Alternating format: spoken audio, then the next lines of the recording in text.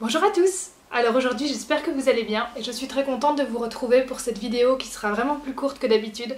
J'avais juste envie de vous montrer les images de notre séance avec Caresse et Abantos, tous les deux sur un même exercice. Ils ont vraiment été extra et je voulais juste vous faire profiter de cette belle séance avec moi. Et comme vous l'avez vu dans le titre, cette séance c'était vraiment l'art de ne rien demander. Comme je vous dis toujours, il faut apprendre à écouter le cheval avant de demander. On a toujours tendance à vouloir demander, faire, alors qu'au final, si on se met simplement dans l'écoute, dans l'instant présent, les choses arrivent pratiquement d'elles-mêmes une fois qu'on a la relation, une fois qu'on a le lien avec le cheval.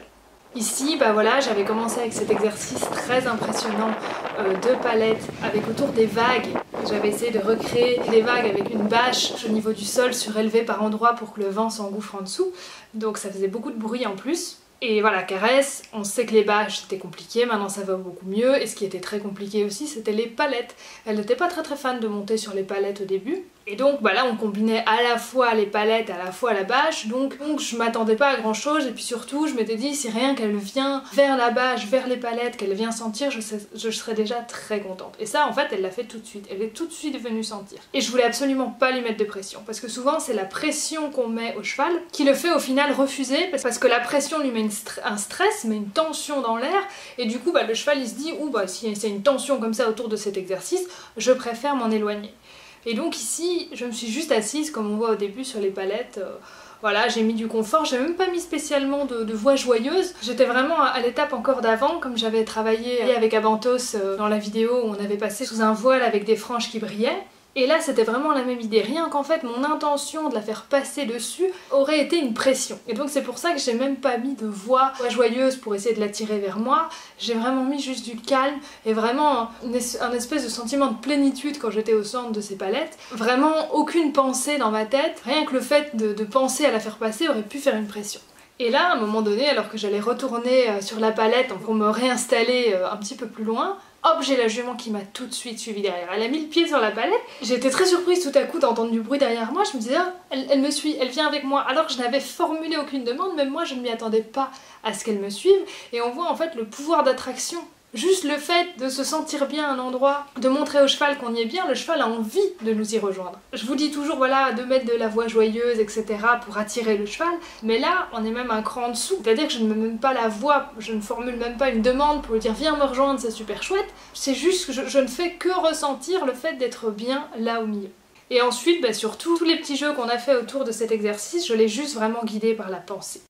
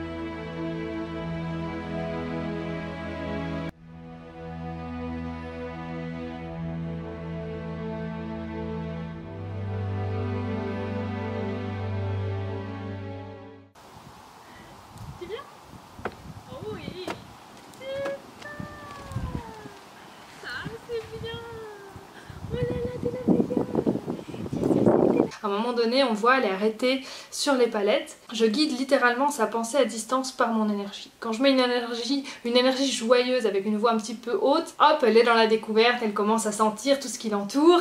Et quand je vois que la bâche s'agite un petit peu plus, hop, je mets une voix encore plus joyeuse pour dire regarde, plus ça s'agite, plus c'est chouette, plus elle fait du bruit, plus on est content. Et donc au début, je voyais qu'elle se tendait légèrement quand la bâche commençait à bouger un petit peu plus fort, et rien que le fait de ressentir cette voix, cette énergie joyeuse que je mettais, hop, elle se redétendait. Et donc tant que j'avais une énergie vraiment dans la joie, dans l'amusement, elle aussi elle s'amusait avec ce qui l'entourait. Elle sentait, on voit, elle mordit les cônes, elle regarde, elle découvre. Et à un moment donné, j'ai switché et je me suis mis D'un coup, je suis passée de la joie au calme le plus complet, sans bouger, hein, toujours à distance. Et là, on voit la jument, hop, elle switch aussi. Elle passe complètement dans la zénitude. Je ne sais pas si on verra bien parce que c'est filmé de dos à ce moment-là, mais elle en était presque à fermer les yeux. Et on voit qu'elle n'est plus du tout dans la découverte de ce qui est autour. Et donc, de nouveau, voilà, les chevaux sont dans le mimétisme, sont dans la recherche d'harmonie, et c'est pour ça que de travailler simplement avec le pouvoir d'attraction, comme je vous en avais parlé dans plusieurs vidéos déjà, simplement l'idée d'attirer le cheval à soi parce qu'on a en soi en fait. Et après on n'a plus besoin de faire des demandes.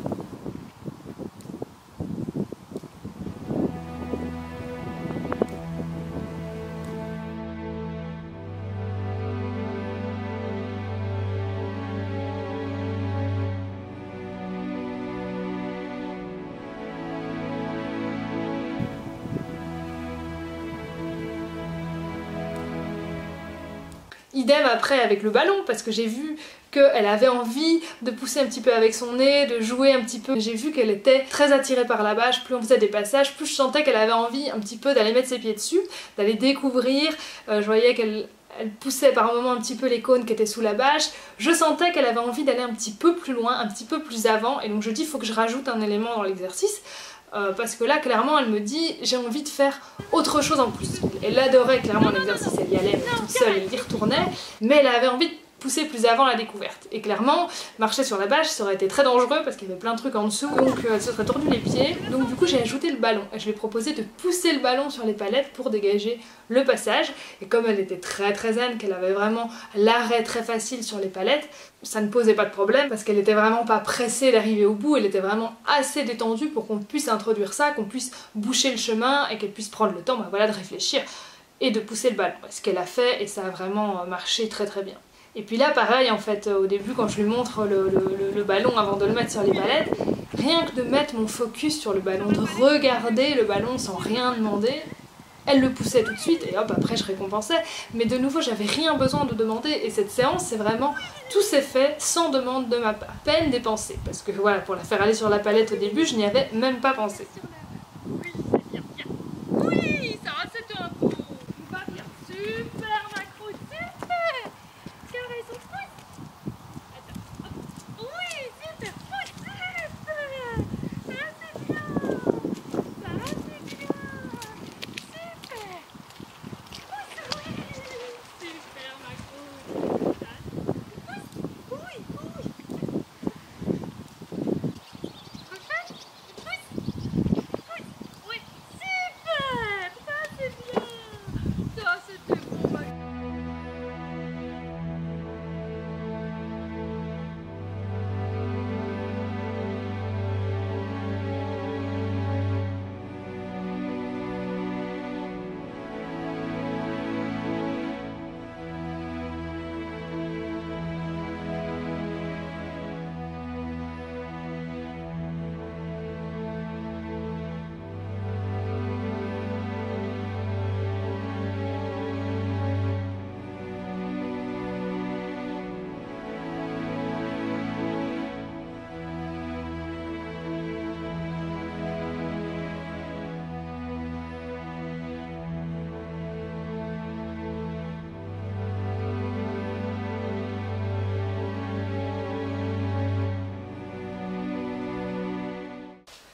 Rester calme quand tout s'agite autour de nous. C'est une compétence que Caresse a bien acquis ici, immobile alors que la bâche s'agite dans le vent autour d'elle. Elle ne fait pas semblant, elle ne se laisse réellement pas atteindre par ce qui se passe autour d'elle. N'est-ce pas aussi une compétence que les chevaux nous apprennent? Ne pas se laisser atteindre par ce qui nous entoure, ne pas se laisser atteindre par le stress des autres, par les pensées des autres, rester ancré, rester dans l'instant et le goûter pleinement. Encore une fois, les chevaux nous font ressentir comment devenir un meilleur humain. Et après, voilà, on passe à Abentos. Donc là, on voit de nouveau la différence de se comporter des deux. Abentos sera beaucoup plus dans le jeu actif, dans le me rejoindre au trot, faire des petits rappels, alors que Caresse serait plutôt dans l'envoi à distance et de venir être dans l'analyse, de venir découvrir la bâche, ce que Abentos n'a pas forcément cherché à faire. Abentos, je vous avais dit, j'avais beaucoup travaillé le calme sur les embûches, je vous en avais parlé dans les vidéos précédentes, justement, notamment comme je vous disais tout à l'heure, dans le passage sous le voile avec les franges, où j'avais vraiment travaillé en ne demandant rien. il a tendance à passer vite, et donc si en plus je lui fais la demande de passer, ça double la pression qu'il se met lui-même, plus la pression que moi je mets avec la demande, alors là c'est le stress complet. Donc lui il faut vraiment que je joue complètement avec ce pouvoir d'attraction. Et là, bah, il a bien retenu tout ce qu'on a fait dans les séances précédentes, et donc du coup ici il est passé très facilement et surtout dans le calme. Les passages se sont faits vraiment dans la zénitude, j'ai senti qu'il avait aucune envie de précipiter, et donc là c'est la première fois du coup que je peux rejouer avec lui sur des embûches, que je peux lui dire bah voilà, comme t'es calme, on peut remettre le trot dans les embûches, on peut se réamuser, parce que de nouveau, faire courir un cheval, proposer le jeu à un cheval alors qu'il est stressé, alors qu'il y a une tension, ça c'est non, il faut remettre du calme.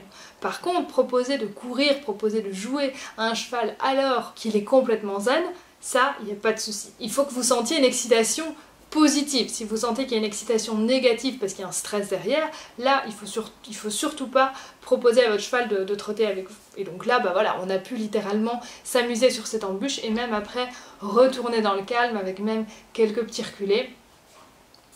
Et donc il s'est vraiment pas monté en pression et ça c'est vraiment super.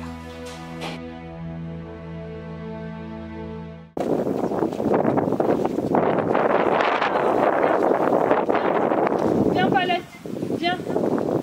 Viens. Voilà, viens. Et donc on voit que le but vraiment à atteindre, c'est de mettre beaucoup plus de place dans la félicitation, dans la valorisation au moment où le cheval réussit, que dans votre demande. Et le but pour moi, c'est d'arriver vraiment, bah, comme la séance d'aujourd'hui, à avoir juste à penser, ou même avoir à peine à penser à la chose pour que le cheval s'exécute, que le cheval le propose même de lui-même, comme Caresse a fait au début. Et comme ça, bah, on a un cheval qui est jamais dans la fuite, qui est jamais dans la réponse à la pression. Et par contre, au moment de la félicitation, de la valorisation, là, il faut que ce soit vraiment long pour montrer, bah voilà, c'est justement ça qu'on attendait. En fait, on a tendance à se dire, on demande, le cheval répond, et puis on s'arrête là, éventuellement on donne un bonbon, et puis voilà. En fait, c'est dans l'inverse qu'il faut faire. C'est le cheval répond, le cheval donne une réponse à une chose qu'on n'a peut-être même pas encore proposée, et là, on félicite. C'est arrivé à un point où votre cheval s'implique tellement dans la séance, où il n'y a même pas de demande, à peine une pensée, le cheval propose une réponse, et vient la félicitation. Et en fait, on n'a que ces deux étapes-là. Réponse, félicitation, et ensuite, à partir de là, on vient cadrer le cheval à partir de ce qu'il a proposé, et on vient mettre des mots, des codes, des gestes sur quelque chose que le cheval a proposé par rapport à l'exercice. Et c'est là qu'on a du coup quelque chose de très fin, parce qu'on travaille vraiment avec l'envie du cheval. Et on part en fait des choses que le cheval a proposé lui-même, que nous, bah, derrière, on est venu cadrer. Il faut commencer par écouter, par regarder ce que votre cheval vous propose, par ressentir dans quelle énergie il est, et ensuite de venir poser des demandes. Donc c'est pas juste une phrase comme ça en l'air, écouter pour apprendre à demander, c'est quelque chose qu'on peut faire dans chaque séance. Simplement, commencez par écouter votre cheval, commencez par écouter ses propositions, ça évite aussi la frustration, et ensuite, dans un second temps, vous venez cadrer avec des demandes, vous venez organiser la séance autour de tout ça.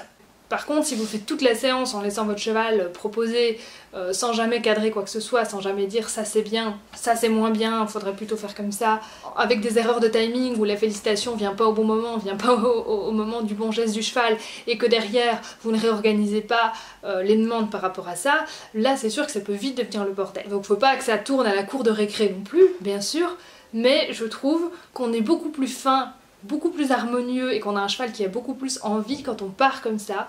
Simplement réponse, félicitations, et ensuite on fait demande, réponse, félicitations. Et bien voilà, j'espère que vous avez encore appris des choses avec nous et que cette vidéo vous a plu. N'hésitez pas à me rejoindre en commentaire comme d'habitude, le petit pouce bleu, ça fait toujours plaisir, et puis surtout, abonnez-vous. À bientôt, merci.